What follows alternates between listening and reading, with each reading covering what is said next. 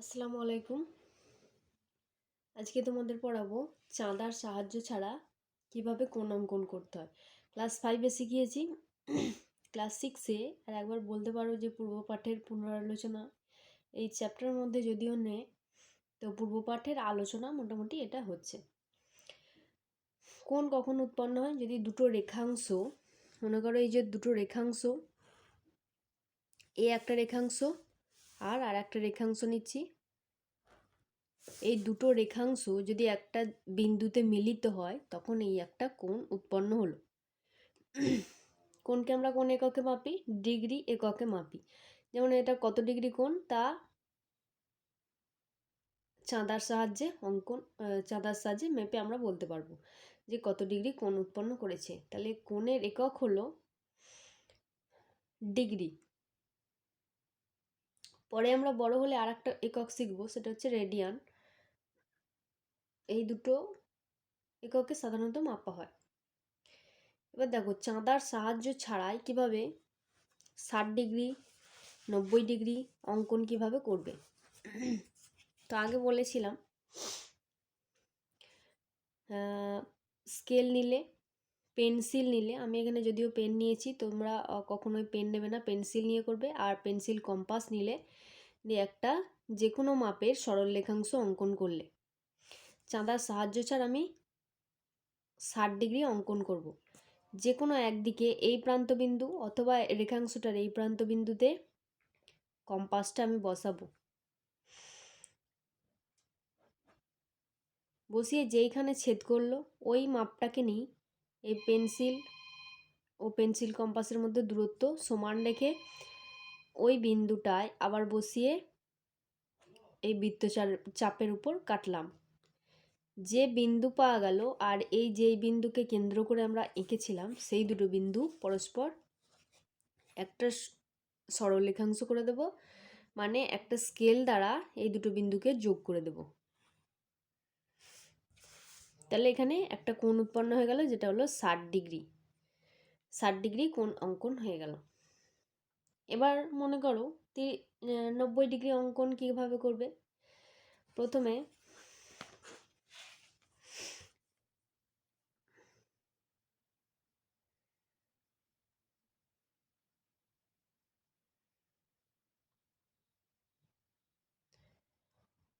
আচ্ছা 90 ডিগ্রি নয়, আমি দেখাচ্ছি 180 ডিগ্রি 120 ডিগ্রি কোণ কীভাবে অঙ্কন করতে হয়। 120 ডিগ্রি কোণ ওই একই মাপ, যে কোনো একটা মাপ নিলাম, সেই মাপে রেখাংশের একদিকে প্রান্তবিন্দুতে বসালাম, বসিয়ে বৃত্তচাপ অঙ্কন করলাম, অনেকটা বড় করে বৃত্তচাপ অঙ্কন করলাম।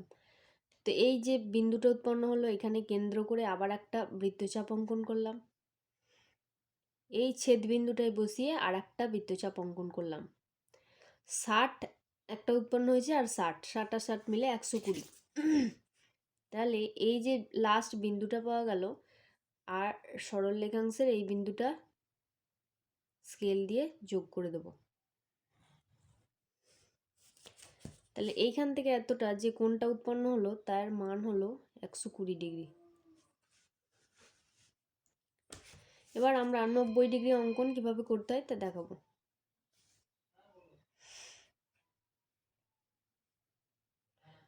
একটা সরল রেখাংশ নিলাম, ওই প্রান্তবিন্দু থেকে যে কোনো একটা বৃত্তচাপ নিলাম, বৃত্তচাপ নিয়ে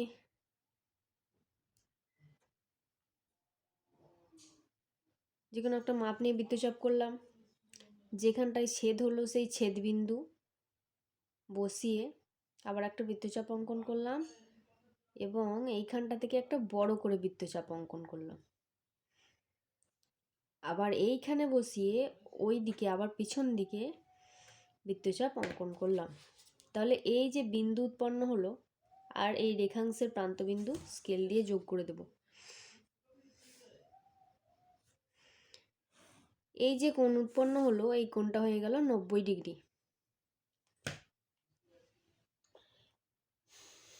এবার মনে করো যদি তোমার বলা হয় যে 30 ডিগ্রি কোণ অঙ্কন করো, তাহলে তুমি আগে প্রথমে চাঁদার সাহায্য ছাড়া অবশ্যই বলবে, কারণ আর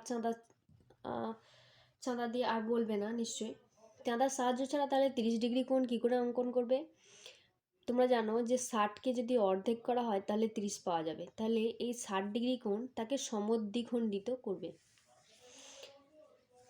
তাহলে 60 ডিগ্রি কোণকে সমদ্বিখণ্ডিত, তাহলে কোনো কোণকে সমদ্বিখণ্ডিত কীভাবে করে?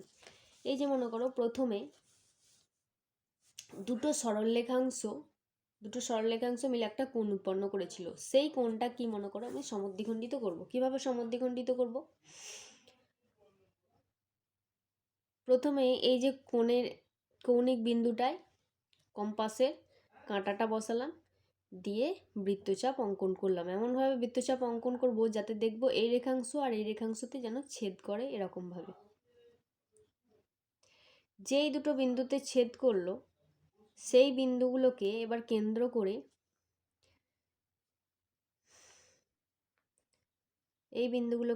করে যে কোনো মাপও নিতে পারি বা ওই মাপটাই নিতে পারি। আমি ওই মাপটা কি দুবার নেব। ওই মাপটা বা যে কোনো মাপ যখন নেব এইখান থেকে এবং এইখান থেকে একই মানটা হবে, আলাদা নিলে হবে না।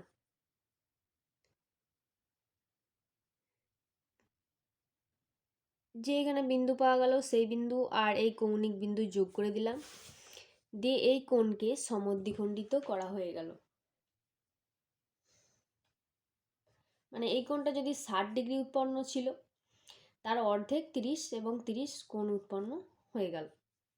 তাহলে কোনো কোণকে সমদ্বিখণ্ডিত কিভাবে করতে হয় সেটা দেখিয়ে দিলাম। তাহলে যদি তোমার চাঁদার সাহায্য ছাড়া 45 ডিগ্রি কোণ অঙ্কন পড়ে, তাহলে প্রথমে 90 ডিগ্রি অঙ্কন করলে এবং তাকে অর্ধেক করলে, তাহলে 45 ডিগ্রি হয়ে যাবে।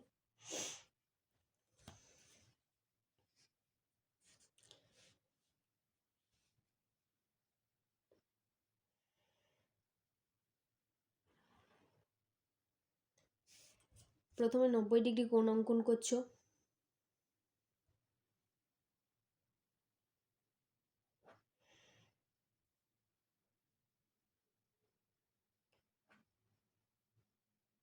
এই বিন্দুটায় বসিয়ে আবার একটা বড় করে বৃত্তচাপ অঙ্কন করলাম। এবার এই বিন্দুতে বসিয়ে উপর দিকে একটা বৃত্তচাপ অঙ্কন করলাম, যেখানে ছেদ করলো ওই বিন্দু আর এই রেখাংশর প্রান্ত বিন্দু যোগ করে দিচ্ছি। যোগ করে এটা হয়ে গেল 90 ডিগ্রি। 90কে অর্ধেক করতে হবে। দেখতে পাচ্ছ যে একটা বৃত্তচাপ অঙ্কন করা আছে, যেটা এই সরলরেখাংশ এবং এই সরলরেখাংশকে ছেদ করেছে। তাহলে আমাকে আর আলাদা করে কোনো কিছু বৃত্তচাপ টানতে হলো না। ওটারই এক প্রান্তে বসিয়ে একটা এইদিকে বৃত্তচাপ, একই মাপ নিয়ে এদিক থেকে একটা বৃত্তচাপ, যেই ছেদবিন্দু পাবো সেই ছেদবিন্দু আর কৌণিক বিন্দু যোগ করে দেব।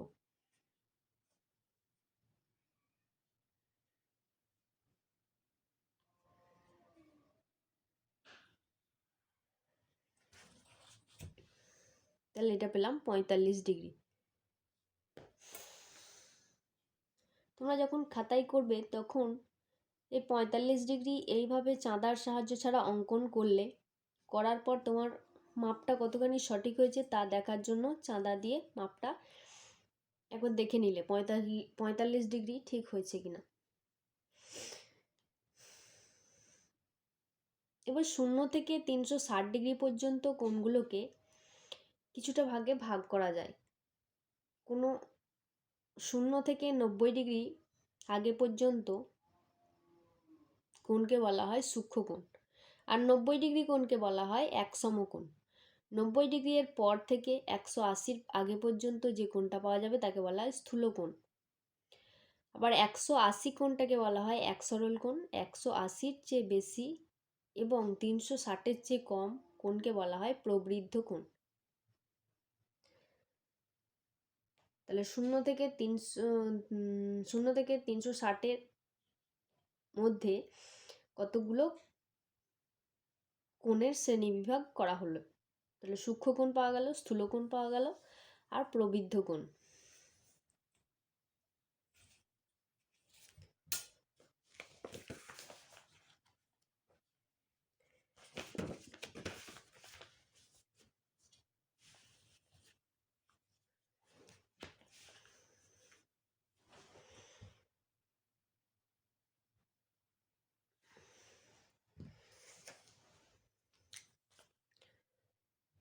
সূক্ষ্ম কোণ কোনটা? 0 এর পর থেকে 90 ডিগ্রি এর আগে পর্যন্ত কোণকে সূক্ষ্ম কোণ বলা হয়। স্থূল কোণ কাকে বলা হয়? 90 ডিগ্রি এর পর থেকে 180 ডিগ্রি এর আগে পর্যন্ত কোণকে বলা হয় স্থূল কোণ। প্রবৃদ্ধ কোণ 180 ডিগ্রির চেয়ে বড় কিন্তু 360 ডিগ্রি এর চেয়ে ছোট কোণকে বলা হয় প্রবৃদ্ধ কোণ।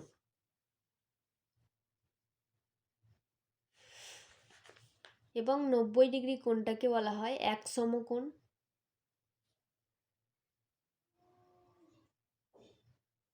180 ডিগ্রি কোণকে বলা হয় এক সরল কোণ।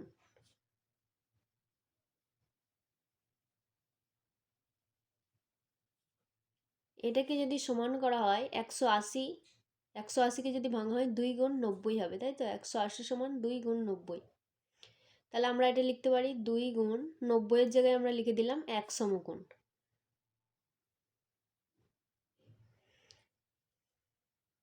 2 আর 1 যদি গুণ থাকে তাহলে 2 সমকোণ।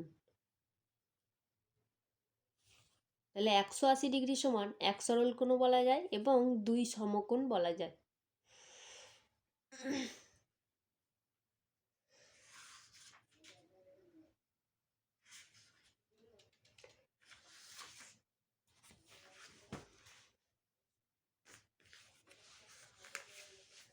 সন্নিহিত কোণ কাকে বলে?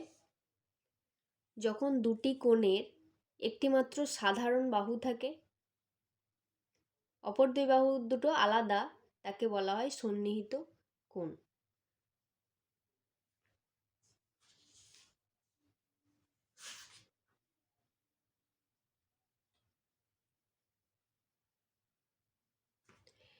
সন্নিহিত কোণের একটা নির্দিষ্ট শীর্ষবিন্দু রয়েছে, দুটো কোণেরই একটাই শীর্ষবিন্দু রয়েছে এবং একটা সাধারণ বাহু, যেই বাহুটা এরও রয়েছে এই কোণের ক্ষেত্রে এবং এই বাহুটা এর এই কোণটার ক্ষেত্রেও রয়েছে এবং এই বাহুর উভয় পার্শ্বে এই দুটো কোণ অবস্থিত। তাহলে এটাই হলো সন্নিহিত কোণ। এই যে এখানে 30 ডিগ্রি পেয়েছি, এখানেও 30 ডিগ্রি। এখানে কোণ দুটোর মান আলাদাও হতে পারে, সন্নিহিত কোণ দুটোর মান আলাদাও হতে পারে। শুধুমাত্র এটা দেখতে হবে তাদের শীর্ষবিন্দু একই কিনা এবং তাদের একটি সাধারণ বাহু আছে কিনা এবং ওই সাধারণ বাহুর দুপাশে কোণ দুটো অবস্থিত কিনা। কোণ দুটোর মান তাহলে আলাদা হতে পারে।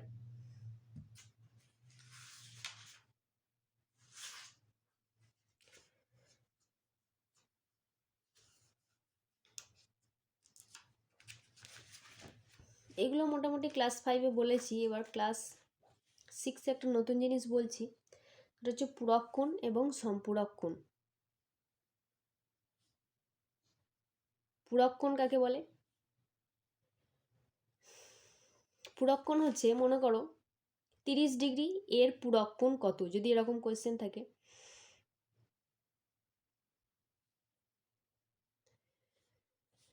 পূরক কোণ আর সম্পূরক কোণ দুটো। পূরক কোণ হবে 90 ডিগ্রি, 90 ডিগ্রি থেকে এই কোণটার মান বিয়োগ দেব এবং সম্পূরক কোণের ক্ষেত্রে কি এক সরল কোণের মান বিয়োগ দেব। এক সরল কোণ মানে 180 ডিগ্রি। তাহলে 30 ডিগ্রি এর পূরক কোণ কত হবে? 90 ডিগ্রি, তার থেকে বাদ দেব 30 ডিগ্রি, তাহলে কত হবে? 60 ডিগ্রি।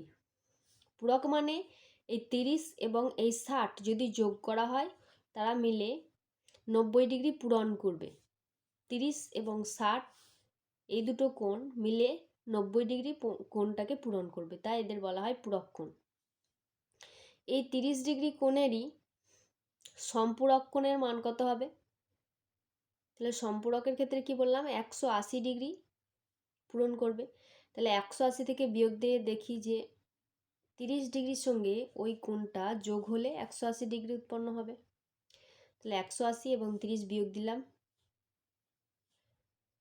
318, 3 5 15, 150 ডিগ্রি।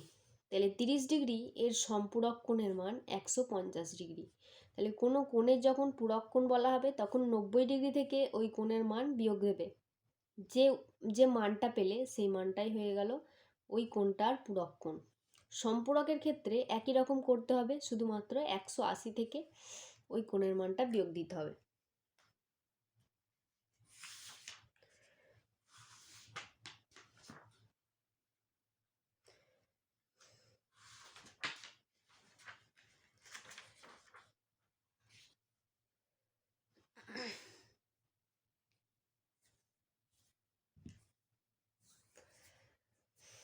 এগুলো তোমাদের ক্লাস 5-এ যে বইটা কিনেছিলে, ক্লাস 5-এর গণিত পরিচয় সুব্রত দত্ত বইটার পেজ নাম্বার 120 থেকে একবার পড়ে নেবে। পেজ নাম্বার 120 থেকে 122 পর্যন্ত কোন চ্যাপ্টারের কোয়েশ্চেন রয়েছে। যদি কোনো কোণের বাহু দুটিকে বর্ধিত করা হয় তাহলে কোণটির মান বৃদ্ধি পায়। এখানে ঠিক না ভুল?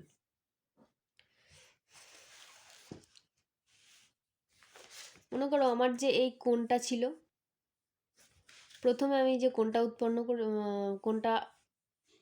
উৎপন্ন হয়েছিল সেই কোণটার বাহুগুলোকে যদি বর্ধিত করা হয় তাহলে কোণটার মান একই থাকবে না পরিবর্তিত হবে না অপরিবর্তিত থাকবে, সেটাই জিজ্ঞাসা করেছে।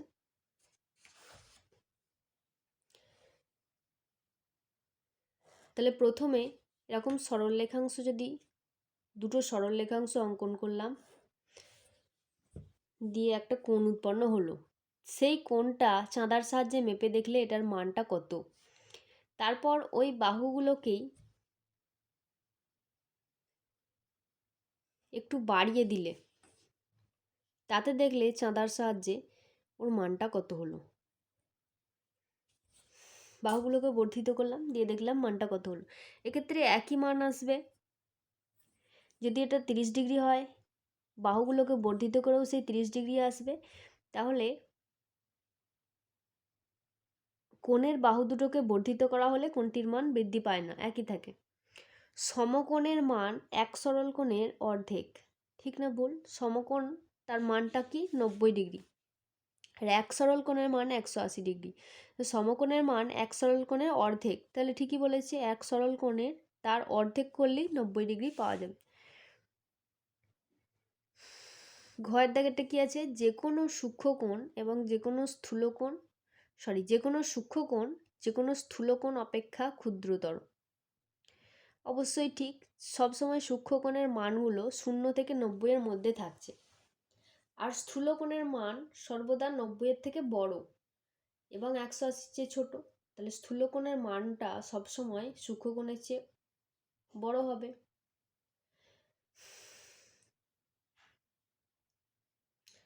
তারপর একের দাগের ওয়াটা কি বলা হচ্ছে, যে সূক্ষ্মকোণের পূরক কোণ স্থূলকোণ হতে পারে কিনা। এক্ষেত্রে একটা জিনিস দেখো, সূক্ষ্মকোণ তাদের মানগুলো কি বললাম, 0 থেকে 90 এর ভেতরে হবে। তাদের যে পূরক কোণ পাওয়া যাবে, পূরক কোণ মানে নিশ্চয়ই 90 ডিগ্রি থেকে এই যে এর মধ্যে যে কোণটা আমি নিলাম, যে কোনো একটা কোণ নিলাম, মনে করো 25 ডিগ্রি কোণ নিলাম, তার থেকে যদি বিয়োগ দেওয়া হয় তাহলে কি মান পাবো? এটা পাবো সূক্ষ্মকোণ না স্থূলকোণ? দেখো 90 থেকে যদি 25 বিয়োগ দেওয়া হয় তাহলে একটা জিনিস ভাববে, নিশ্চয়ই 90 এর চেয়ে ছোট হবে সেই কোণটা। 90 থেকে 25 বিয়োগ দেওয়া হলো, যে মানটা পাওয়া যাবে সেটা নিশ্চয়ই 90 এর চেয়ে ছোট, কারণ 90 থেকে তো বিয়োগ দেওয়া হয়েছে। তাহলে 90 এর চেয়ে ছোট কোণকে আমরা জানি সূক্ষ্মকোণ বলা হয়। তাহলে যে কোনো সূক্ষ্মকোণের পূরক কোণের মান সবসময় সূক্ষ্মকোণ হবে,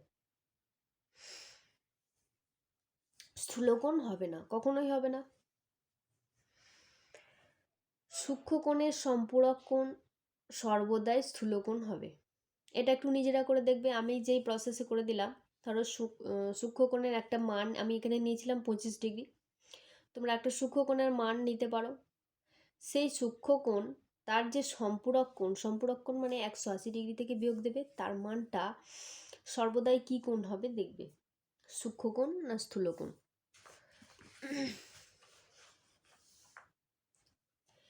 যে ত্রিভুজের তিনটি কোণের পরিমাপই সমান তাকে বলা হয় সমকোণী ত্রিভুজ।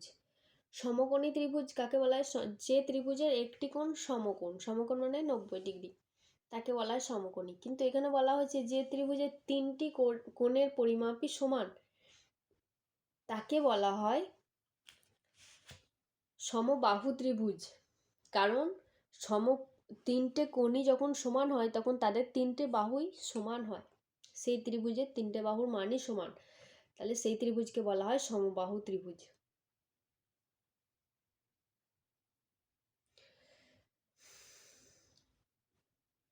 স্থূলকোণী ত্রিভুজের প্রত্যেকটি কোণের মান স্থূলকোণ। একবার বলেছিলাম যে সূক্ষ্মকোণী ত্রিভুজের, সূক্ষ্মকোণী নয়, যে কোনো ত্রিভুজের একটি কোণের মান সূক্ষ্মকোণ, স্থূলকোণ অথবা প্রবৃদ্ধকোণ হতে পারে। অপর যে কোণ দুটো পাবো সেই কোণ দুটো অবশ্যই সূক্ষ্মকোণ হবে।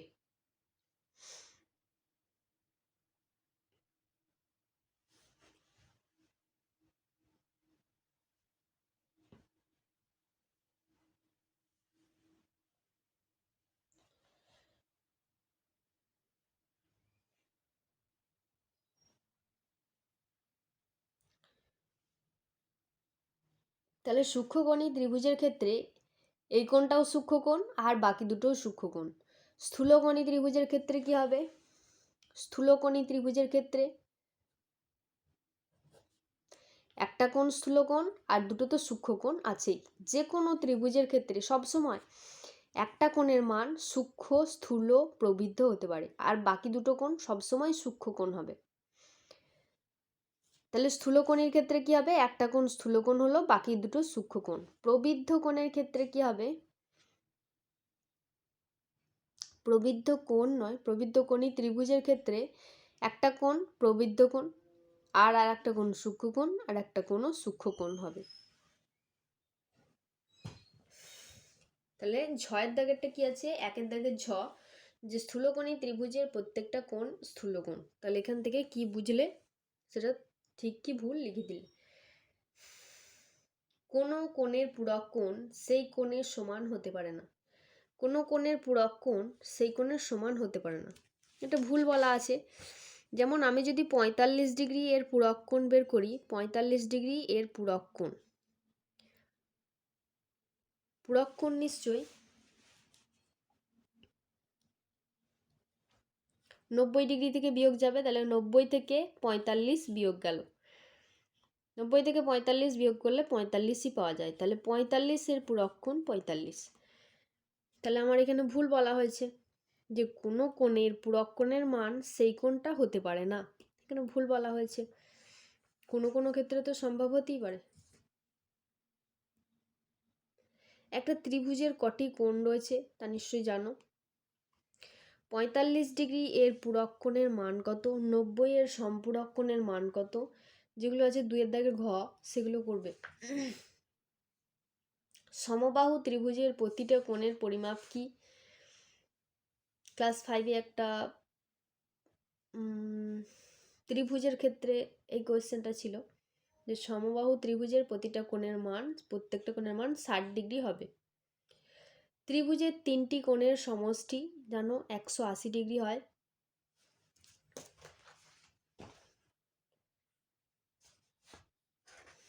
একটি সূক্ষ্মকোণী ত্রিভুজের সূক্ষ্মকোণের সংখ্যা, সূক্ষ্মকোণী ত্রিভুজে একটু আগে কি বললাম যে তিনটি কোণই সূক্ষ্মকোণ হবে, তাহলে সূক্ষ্মকোণের সংখ্যা তিনটি।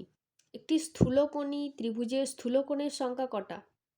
স্থূলকোণ একটাই হবে, কারণ এখানে দেখালাম যেটা স্থূলকোণী ত্রিভুজের একটা স্থূলকোণ, বাকি দুটো সূক্ষ্মকোণ।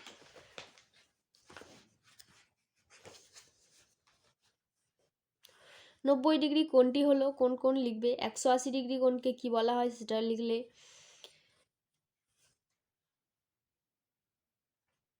সমকোণী ত্রিভুজের সমকোণ ছাড়া অপর দুটি কোণের প্রত্যেকটি হলো, শুধুমাত্র সমকোণী ত্রিভুজ নয়, যে কোনো ত্রিভুজের ক্ষেত্রে একটা কোণ বলেছে সমকোণ, তাছাড়া বাকি দুটো কোণ অবশ্যই সূক্ষ্মকোণ হবে, যেটা এখানে বলা হয়েছে।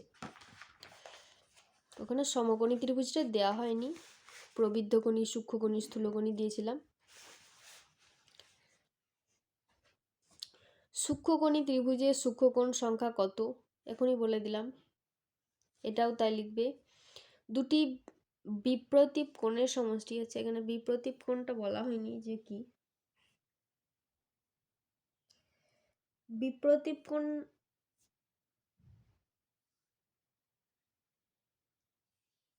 বিপ্রতীপ কোণটা যদিও এখন লাগবে না,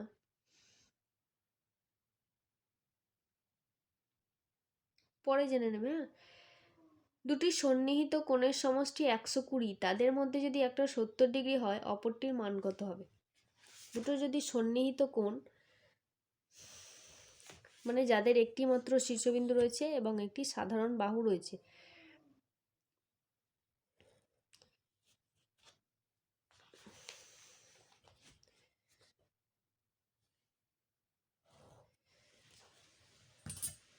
এখানে একটা ভুল আঁকা হয়ে গেল, এখানটা ধরো ছিল না।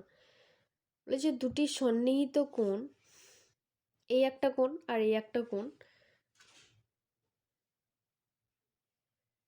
কোণ দুটোর সমষ্টি গোটাটা যদি 120 ডিগ্রি হয়, একটি কোণ যদি 70 ডিগ্রি হয়, একটা কোণ 70 ডিগ্রি, অপর কোণটার মান কত? অপর কোণের মান কত? তাহলে আমরা দেখতে পাচ্ছি যে দুটোর যোগফল যদি 120 হয়, তাহলে অপর কোণটা বের করতে গেলে 120 থেকে ওই 70টা বিয়োগ দিতে হবে। ত্রিভুজের দুটি কোণের মান দেওয়া আছে, একটা 45 আর একটা হচ্ছে 50। তাহলে তৃতীয় কোণের মান কত?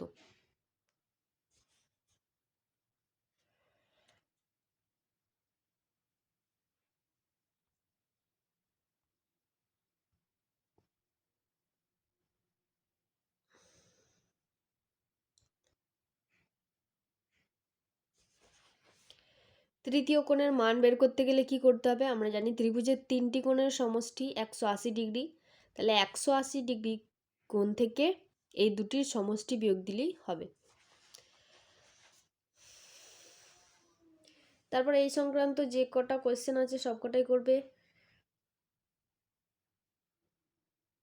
6 দাগেরগুলো প্রত্যেকটা কোণ সম্বন্ধে আছে, প্রত্যেকটাই করবে। যে চিত্রসহ সংজ্ঞা লেখো, চিত্রগুলো অঙ্কন করা আবশ্যিক, মানে অঙ্কন অবশ্যই করবে।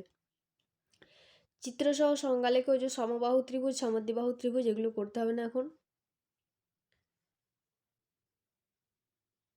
5 দাগের অঙ্কগুলো করবে। 5 দাগের সূক্ষ্মকোণের মান কত, সমকোণ সরল কোণের মান কত, কোনটা স্তম্ভের সঙ্গে মেলাবে। 4 দাগের করবে। 4 দাগের ক্ষয়েরটা করলে, গয়েরটা করলে ঘ, ওয়া, চ, বর্গের জ,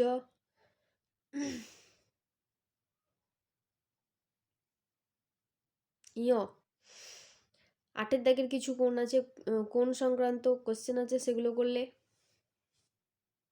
9 দাগেরগুলো করতে হবে না, সমবাহু বা সমদ্বিবাহু, এগুলো বিষমবাহু কাকে বলে এখানে করতে হবে না। সমবাহু ত্রিভুজ যদিও জানো, যে ত্রিভুজের তিনটি বাহুর দৈর্ঘ্য সমান তাকে বলা হয় সমবাহু। সমদ্বিবাহু মানে যে ত্রিভুজের দুটি বাহুর মান সমান তাকে বলা হয় সমদ্বিবাহু। আর যে ত্রিভুজের কোনো বাহুগুলো একটা অপরটার সঙ্গে মিলছে না, বাহুর পরিমাপটা মিলছে না, তাদের বলা হয় বিষমবাহু ত্রিভুজ। 10 দাগেরগুলো করলে, যে কোণগুলো যে ত্রিভুজের কোণগুলো নিম্নরূপ দেওয়া আছে তাদের সূক্ষ্মকোণী, স্থূলকোণী বা সমকোণী কোন ত্রিভুজ হিসাবে চিহ্নিত করা হবে। তো 10 দাগের আমি একটা বলে দিই।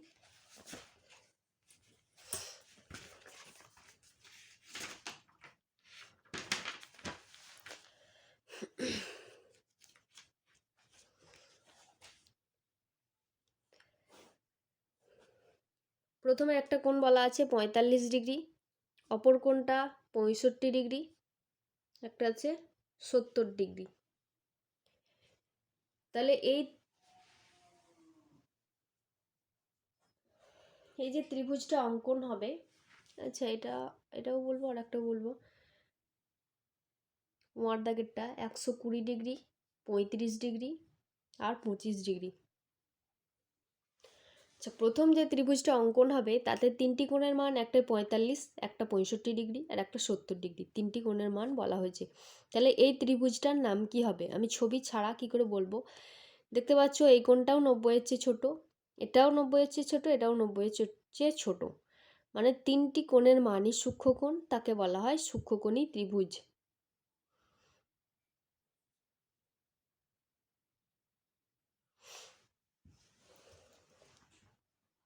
এখানে দেখতে পাচ্ছি 35 ডিগ্রি আর 25 ডিগ্রি 90 ডিগ্রির চেয়ে ছোট। একটা পাওয়া গেছে 120 ডিগ্রি, যেটা 90 ডিগ্রির চেয়ে বড় কোণ, কিন্তু 180-র চেয়ে ছোট। তাহলে আমরা জানি 90 ডিগ্রির চেয়ে বড় এবং 180-র চেয়ে ছোট যে কোণটা পাওয়া যায় তাকে বলা হয় স্থূলকোণ। তাহলে একটা কোণ স্থূলকোণ, বাকি দুটো তো সূক্ষ্মকোণই পাবো। তাহলে যে একটা কোণ স্থূলকোণ তাকে বলা হয় স্থূলকোণী ত্রিভুজ। তাহলে এইভাবে 10-এর দাগের প্রত্যেকটা অঙ্ক করলে, 11-এর দাগের গুলো করলে,